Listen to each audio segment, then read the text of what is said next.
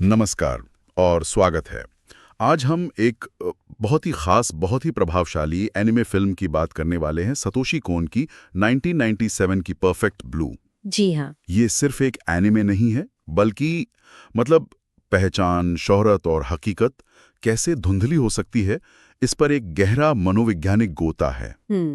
हमारे पास इस फिल्म के प्लॉट, किरदारों के मन में क्या चल रहा है और इसके जो गहरे थीम्स हैं, उन पर काफी नोट्स और विश्लेषण हैं। तो कोशिश ये रहेगी कि इन स्रोतों से जो मुख्य बातें हैं, जो दिलचस्प पहलू हैं, उन्हें सामने लाया जाए। बिल्कुल। ये कहानी है मिमा किरिगोए की। वो एक जानी मानी जे पॉप आइडल है, एक ग्रुप का हिस्सा है। हाँ, चाम नाम का ग्रुप। हाँ, चाम। तो वो फैसला करती है कि उसे संगीत छोड़कर एक सीरियस एक्ट्रेस बनना है। अच्छा। लेकिन ये फैसला उसे एक बहुत ही खतरनाक रास्ते पर ले जाता है। उसकी खुद की पहचान, मतलब वो कौन है, यही सवालों में घिर जाती है। एक अजीब सा जुनूनी फैन उसके पीछे पड़ जाता है और वो असलियत और अपने ही दिमाग के बनाए वहमों के बीच जैसे फंस सी जाती है। तो चलिए फिर इस कहानी की परतों को खोलते हैं, समझते हैं कि मिमा के साथ होता क्या है और ये फिल्म शोहरत और पहचान के बारे में आखिर क्या कहती है। तो फिल्म शुरू होती है जे पॉप ग्रुप चैम के एक जबरदस्त कॉन्सर्ट से, मतलब लाइट्स, म्यूजिक, भीड़। हाँ, वो पूरी एनर्जी। बिल्कुल। मंच पर मिमा है, फैंस चिल्ला रहे हैं, पर उसके चेहरे पर एक अजीब सी अनिश्चितता दिखती है। ये उसका आखिरी शो है ग्रुप के साथ। और शो के ठीक बाद बैकस्टेज पर वो ऐलान करती है कि वो ग्रुप छोड़ रही है एक्ट्रेस बनने के लिए। सब हैरान रह जाते हैं। हाँ, उसके साथ ही फैंस और कैमरा, खास तौर पर एक फैन पर टिकता है, वो थोड़ा अजीब सा दिखने वाला मी मैनिया। हाँ, मी मैनिया। उसकी आंखों में गुस्सा है, जैसे मिमा उसकी कोई चीज थी जिसे उसने बदल दिया। देखिए, ये मिमा की जिंदगी का एक बहुत बड़ा मोड़ है। जी जी। वो जानबूझकर अपनी वो आइडल वाली इमेज, जो मासूम प्यारी सी है, हाँ, पब्लिक इमेज। हाँ, उसको छोड़कर एक एक्ट्रेस वाली, शायद ज्यादा असली पहचान की तरफ जा रही है। लेकिन यहीं से उसकी पहचान का संघर्ष शुरू होता है। और ये मीमेनिया जैसे किरदार सिर्फ बाहरी खतरा नहीं है, वो उस दबाव, उस जुनून का भी प्रतीक है जो फैंस महसूस करते हैं। हाँ, वो कब्जे वाली फीलिंग है ना। बिल्कुल। खासकर तब जब वो स्टार उनकी बनाई छवि से बाहर निकलने लगे। हाँ, ये बदलाव आसान तो बिल्कुल नहीं है। मीमा एक छोटे से आम से अपार्टमेंट में शिफ्ट हो जाती है, ग्लैमर से दूर। हाँ बिल्कुल, शांत अकेली सी जगह। उसकी मैनेजर है रूमी, जो खुद भी पहले आइडल थी। वो सहारा तो देती है, पर उसके चेहरे पे भी एक हल्की सी चिंता दिखती है। दूसरी तरफ उसका एजेंट है तादो करो। वो आदमी उस पर दबाव डालता है कि भाई बोल्ड रोल करो, अपनी वो साफ छवि तोड़ो, इंडस्ट्री में टिकना है तो यही करना पड़ेगा। हाँ, वो गंभीरता से लिए जाने वाला चक्कर। बिल्कुल। और तुरंत ही उसे नेगेटिव रिएक्शन मिलने लगते हैं। फैंस नाराज हैं, नफरत भरे खत, फैक्स भेज रहे हैं, गद्दार कह रहे हैं। तभी उसे इंटरनेट पर एक वेबसाइट मिलती है, मीमाज रूम। ओह हाँ, ये बहुत ही अजीब हिस्सा है। हाँ, वो खोलती है तो देखती है कि उसमें उसके अपार्टमेंट की, उसकी निजी जिंदगी की बिल्कुल ठीक ठीक जानकारी है। जैसे कोई देख रहा हो। हाँ, फर्नीचर कैसा है, आज क्या खरीदा, यहाँ तक कि उसकी पालतू मछलियों के बारे में भी। और जो सबसे डरावनी बात है, वो ये कि पोस्ट्स ऐसे लिखी हैं जैसे मिमा खुद लिख रही हो, फर्स्ट पर्सन में। हाँ, जैसे कोई असली मिमा ऑनलाइन है और ये जो मिमा है वो नकली है। हाँ, एक पोस्ट है ना कि नकली मिमा आज शूट पर गई। बिल्कुल। यहीं से मिमा के मन में वो पहला शक गहराता है, सिर्फ प्राइवेसी भंग होने का नहीं, बल्कि पहचान चोरी होने का। क्या कोई और उसकी जगह ले रहा है? हाँ, उसकी पकड़ ढीली होने लगती है असलियत पर। यहीं से फिर हमारा तो और बिगड़ते हैं। उसे एक TV crime drama double bind में एक छोटा रोल मिलता है। शुरू में तो मामूली सा रोल है, पर कहानी बदलती है और उसे एक बहुत ही हिंसक रेप सीन शूट करना पड़ता है। हाँ, ये काफी विवादित सीन है। कहा जाता है कि करियर के लिए जरूरी है वो मासूम छवि तोड़ने के लिए। और ये सीन है तो नकली, मतलब सेट है, क्रू है, सब कंट्रोल में है, लेकिन वो अनुभव मिमा को अंदर से तोड़ देता है, भावनात्मक रूप से। हाँ, वो कैमरे की लाइट, शोर, वो नकली हिंसा, वो उसके लिए इतनी असली हो जाती है कि वो एक्टिंग और असलियत में फर्क नहीं कर पाती। बाद में अकेले में आईने में खुद को देखकर वो कांपते हुए पूछती है, ये सिर्फ एक सीन था, है ना? और तभी शायद उसे एक आवाज सुनाई देती है। हाँ, जैसे उसकी पुरानी आइडल वाली छवि कह रही हो, लेकिन तुम्हें मजा आया है ना? मतलब वो अपराध बोध। जी, वो अपराध बोध और खुद से नफरत। यहाँ फिल्म दिखाती है कि कैसे इंडस्ट्री कलाकारों का, खासकर महिलाओं का शोषण करती है। हाँ, छवि बदलने के नाम पर। हाँ, उन्हें ऐसे रोल करने पर मजबूर किया जाता है जो उन्हें असहज करते हैं, एक वस्तु की तरह पेश करते हैं। उसकी वो पवित्रता अब सिर्फ बाहर नहीं, उसके अपने मन में भी टूट रही है। वो खुद को गंदा महसूस करने लगती है। बिल्कुल। और ये रुकता नहीं। इसके फौरन बाद पब्लिसिटी के लिए उसका एजेंट उसे एक सेमी न्यूड फोटोशूट के लिए राजी कर लेता है। एक मैगजीन के लिए? हाँ। रूमी, उसकी मैनेजर, फिर विरोध करती है। उसे डर है कि मिमा अपनी फैन फॉलोइंग खोलेगी, अपनी इज्जत। हाँ, पर मिमा मान जाती है। उसे अब जैसे धुन सवार है कि उसे गंभीरता से लिया जाए। लेकिन जब वो तस्वीरें छपती हैं जिनमें उसे बहुत कामुक दिखाया गया है, तो वो उन्हें देखकर टूट जाती है, मैगजीन फेंक देती है, रोती है और खुद से पूछती है, तुम कौन हो मिमा? यहाँ उसका पहचान का संकट बिल्कुल चरम पर है। ये सिर्फ बाहरी दबाव नहीं है, वो खुद भी ये चाहती थी, पर शायद उसे अंदाजा नहीं था कि इसकी कीमत क्या होगी। हाँ, उसकी अपनी महत्वाकांक्षा और शोषण मिलकर उसे ऐसी जगह ले आए हैं जहां वो खुद को पहचान नहीं पा रही। बिल्कुल। और फिर कहानी में हत्याएं शुरू होती। हाँ, वो फोटोग्राफर जिसने फोटोशूट लिया था। हाँ, उसकी बेरहमी से हत्या हो जाती है। फिर वो स्क्रिप्ट राइटर जिसने रेप सीन लिखा था, वो भी मारा जाता है। और मीमा की हालत और खराब हो जाती है। हाँ, उसे धुंधली यादें आने लगती हैं, जैसे वो हत्या के वक्त वहां थी, या शायद उसी ने ये किया है।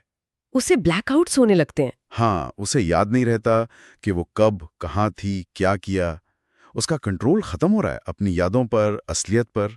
और एक बहुत ही दिलचस्प चीज होती है इसी दौरान, वो टीवी शो डबल बाइंड जिसमें वो काम कर रही है, हाँ, उसकी कहानी अजीब तरह से मीमा की असल जिंदगी से मिलने लगती है। शो में उसके किरदार को भी मल्टीपल पर्सनालिटी जैसी दिक्कत हो जाती है। अच्छा। हाँ, और वो भी उलझन में है कि कहीं वही कातिल तो नहीं। फिल्म का एडिटिंग यहाँ कमाल है। सीन अचानक टीवी शो और मिमा की असल जिंदगी के बीच कटते हैं। हाँ, दर्शक भी कंफ्यूज हो जाते हैं। बिल्कुल। हम सीधे मिमा के टूटते हुए मन को अनुभव करते हैं। क्या सच है, क्या शो है, और क्या उसका वहम। और फिर वो दिखने लगती है, उसकी पुरानी आइडल वाली छवि। हाँ, वो डोपलगैंगर। एक डरावना हमशक्ल, वही चमकीला कॉस्ट्यूम पहने, मासूम सी मुस्कान पर आंखें खाली। डरावनी। हाँ, खिड़की के बाहर नाचते हुए आईने में दिखती है और उसे ताना मारती है, तुम नकली हो, असली मिमा मैं हूं। उसे गंदी कहती है। हाँ, क्योंकि उसने अपनी पवित्रता खो दी। और फिर वो नाचती हुई गायब हो जाती है और मिमा चीखती रह जाती है। इस वक्त तक मिमा की हालत बहुत खराब हो चुकी है। पूरी तरह से। वो एक्टिंग, सपने, हकीकत कुछ फर्क नहीं कर पाती। एक पल सेट पर है, अगले पल घर पर। चीजें बदल रही हैं। वो मछलियां मर के जिंदा हो जाती हैं। हाँ, कमरा गंदा है, फिर अचानक साफ। हर सीन पिछली हकीकत पर सवाल उठा देता है। देखिए, उसकी पहचान अब कई हिस्सों में है। मिमा जो एक्ट्रेस है, मिमा जो आइडल थी, अब डरावनी परछाई है, मिमा जिस पर हत्या का शक है, और वो ऑनलाइन असली मिमा। ये डोपेलगैंगर उसके अंदर का संघर्ष, उसका अपराध बोध, उसकी खोई हुई मासूमियत, शायद उस आइडल इमेज से नफरत, सबका प्रतीक है। उसका मन पूरी तरह बिखर चुका है। कोई ठोस जमीन नहीं बची। बिल्कुल नहीं। फिर वो रात आती है, क्लाइमैक्स। वो स्टॉकर मी मेनिया पार्किंग में उस पर हमला करता है, चिल्लाता है, तुम असली मिमा नहीं हो, तुम गंदी हो। उनके बीच लड़ाई होती है और मिमा अपनी जान बचाने के लिए उस पर वार करती है। वो मारा जाता है। हाँ, और जब वो सदमे में गिरती है, उसे दूर वो अपनी आइडल वाली छवि दिखती है, मुस्कुराते हुए, तालियां बजाते हुए। बहुत ही डिस्टर्बिंग सीन है वो। हाँ, लगता है कि चलो स्टॉकर खत्म हुआ, लेकिन कहानी का सबसे बड़ा ट्विस्ट तो अभी बाकी है। हाँ। मिमा को धीरे धीरे एहसास होता है कि ये सब जो हुआ, वेबसाइट, हत्याएं, उसका मानसिक उत्पीड़न, इसके पीछे उसकी मैनेजर रूमी थी। वही रूमी जो हमेशा उसकी खैरख्वाह बनी रहती थी। हाँ? और यहाँ पता चलता है कि रूमी असल में डिसोशिएटिव आइडेंटिटी डिसऑर्डर का शिकार थी। मतलब स्प्लिट पर्सनालिटी। अच्छा। वो खुद एक फेल पूर्व आइडल थी, वो मिमा में अपना सपना जी रही थी। उसे लगता था कि असली मिमा यानी वो खुद हमेशा आइडली रहनी चाहिए थी। और ये जो एक्ट्रेस बन गई है, बोल्ड सीन कर रही है, ये नकली है, अपवित्र है, इसे खत्म करना होगा। तो वेबसाइट भी वही चला रही थी? हाँ, खुद को ऑनलाइन असली मिमा बता रही थी। उसी ने मी मैनिया को भड़काया और शायद हत्याएं भी की या करवाईं। अरे बाप रे, मतलब बाहरी खतरा असल में अंदरूनी दुश्मन का हथियार था। बिल्कुल, रूमी के अपने भ्रम और जुनून का। फिर असली टकराव होता है। रूमी मिमा का पुराना आइडल कॉस्ट्यूम पहने चाकू लेकर हमला करती है। पूरी तरह भ्रम में चिल्लाती है, मैं मिमा हूँ। हाँ, और फिर वो भाग दौड़ होती है शहर की सड़कों पर, बहुत तनाव भरा पीछा। आखिर में रूमी एक ट्रक के सामने आती है, बचने के लिए कूदती है और कांच की खिड़की से टकरा जाती है। और टूटे शीशे में उसे अपना असली चेहरा दिखता है, एक उम्रदराज, थकी हुई, उलझी हुई औरत का। उसका भ्रम टूट जाता है। हाँ, वो मिमा का बुलबुला फूट जाता है। और हैरानी की बात है कि मिमा उसे बचा लेती है ट्रक से। हाँ, शायद इसलिए कि वो समझ चुकी है कि पहचान खोले का दर्द क्या होता है। हाँ, ये एक अजीब सी करुणा का पल है। बहुत। फिल्म का अंत कुछ समय बाद होता है। रूमी एक मेंटल हॉस्पिटल में है, जहाँ वो अब भी खुद को मिमा चांद द आइडल मानती है। हाँ, मिमा उससे मिलने जाती है और जब वो हॉस्पिटल से निकल रही होती है तो नर्सें उसे पहचान लेती हैं, पूछती हैं, आप एक्ट्रेस मिमा किरेगो हैं? मिमा रुकती है, कार की खिड़की नीचे करती है, चश्मा हटाती है और एक शांत मुस्कान के साथ जवाब देती है। कहीं लिखा है, वो कहती है, नहीं, मैं असली चीज हूं। और कहीं लिखा है, हाँ, मैं असली हूँ। हाँ, ये अंत जानबूझकर थोड़ा खुला छोड़ा गया है। क्या मीमा ने वाकई अपनी पहचान वापस पा ली है, अपने सारे हिस्सों को जोड़ लिया है? और अब वो आत्मविश्वास से कह रही है कि वो असली है। या क्या ये भी एक और एक्टिंग है, असली होने की एक्टिंग? क्या उसने सिर्फ एक बेहतर भ्रम चुन लिया है? हाँ, ये सवाल रह जाता है। ये अस्पष्टता ही से और सोचने पर मजबूर करती है। बिल्कुल। तो अगर हम पूरी कहानी देखें, इसमें बहुत गहरे विषय हैं। सबसे बड़ा तो वही पहचान बनाम सार्वजनिक छवि, मतलब आप अंदर से कौन हैं और दुनिया आपको कैसे देखती है। बिल्कुल। और ये सीधा जुड़ा है एंटरटेनमेंट इंडस्ट्री के शोषण से। कैसे छवि के नाम पर कलाकारों को इस्तेमाल किया जाता है। हाँ, उन्हें वस्तु बना दिया जाता है। और साथ ही फैंस और मीडिया की वो ताक झांक, वो जुनून।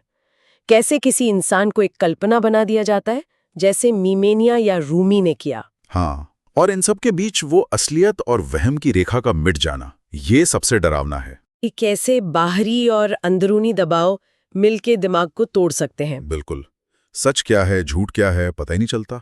और एक और अहम थीम है मासूमियत का खोना। मिमा का वो शुद्ध आइडल से निकलकर एक जटिल, दागदार वयस्क दुनिया में आना बहुत दर्दनाक है। हाँ, उसे अपनी मासूमियत की कीमत चुकानी पड़ती है, अपनी शांति, अपनी पहचान, शायद अपनी आत्मा का एक हिस्सा भी।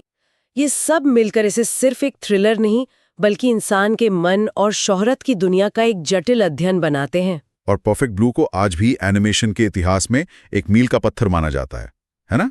खासकर मनोवैज्ञानिक थ्रिलर्स में। जी हाँ, इसने सीधे तौर पर हॉलीवुड फिल्मों को प्रभावित किया है। डैरन एरोनोफ्स्की की ब्लैक स्वॉन। हाँ, ब्लैक स्वॉन तो बहुत हद तक इसी से प्रेरित लगती है। उन्होंने खुद माना है। और उनकी एक और फिल्म रेक्विएम फॉर अ ड्रीम में एक बाथटब वाला सीन तो उन्होंने अधिकार खरीदकर हूबहू इस्तेमाल किया है परफेक्ट ब्लू से। अच्छा। सतोशी कॉन का स्टाइल वाकई अनोखा था। वो असलियत और सपनों, भ्रमों को जिस तरह मिलाते थे। हाँ, वो यथार्थवाद और अतियथार्थवाद का मिश्रण। बिल्कुल। जिस तरह वो पहचान, पागलपन, जिसे मुश्किल विषयों को दिखाते थे, वो कमाल था। वो दर्शक को सिर्फ कहानी नहीं दिखाते, किरदार के दिमाग के अंदर ले जाते हैं। हाँ, आप मिमा की उलझन महसूस करते हैं। बिल्कुल। तो आखिर में ये फिल्म हमें एक जरूरी बात याद दिलाती है। शोहरत की दुनिया में जहां आपकी इमेज ही सब कुछ है, जहां आपको लगातार देखा जा रहा है, परखा जा रहा है, हाँ, वहां सबसे बड़ा खतरा शायद बाहर से नहीं, अपने ही दिमाग के खो जाने से है। जब आपकी पहचान ही दूसरों की उम्मीदों का आईना बन जाए तो आप खुद कहाँ बचते हैं? आपका असली रूप क्या रह जाता है? ये सवाल हमें सोचने पर मजबूर करता है। जब सब आपको देख रहे हों, आपकी छवि बना रहे हों, तो क्या उस छवि के पीछे का इंसान खुद का रह पाता है? और ये सवाल आज के सोशल मीडिया के दौर में तो शायद और भी ज्यादा मौजू है। हाँ, बिल्कुल। जहां हर कोई अपनी एक सजी संवरी, परफेक्ट सी ऑनलाइन पहचान बनाता है। तो फिर असली मैं क्या है, उसे बचाए रखना कितना मुमकिन है? मिमा की कहानी जो 1997 में आई, आज भी उतनी ही ताकत रखती है। ये हमें सोचने पर मजबूर करती है कि हम अपनी पहचान को बाहरी दुनिया के दबावों से कितना प्रभावित होने देते हैं। और अनजाने में हम इसकी क्या कीमत चुका रहे होते हैं। बिल्कुल, ये वाकई सोचने वाली बात है।